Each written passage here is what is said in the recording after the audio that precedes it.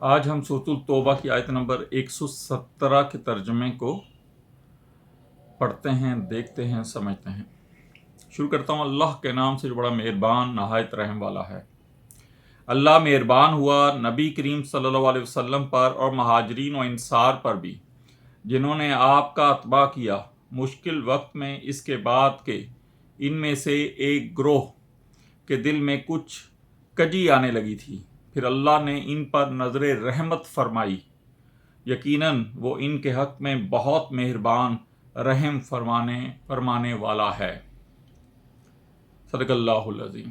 یہ تبوک کی مہم کی طرف اشارہ ہے۔ یہ وہ زمانہ تھا جب خشک سالی کے باعث مدینے میں قحط کا سماں تھا۔ ان حالات میں اتنے بڑے لشکر کا اتنی لمبی مسافت پر وقت کی سپر پاور سے نبرد آزما ہونے کے لیے جانا واقعی بہت بڑی آزمائش تھی۔ جو لوگ اس آزمائش میں ثابت قدم رہے، یہ ان کے لیے رحمت اور شفقت کا ایک اعلان عام ہے۔ اس کے بعد کہ ان میں سے ایک گروہ کے دل میں کچھ کجی آنے لگی تھی۔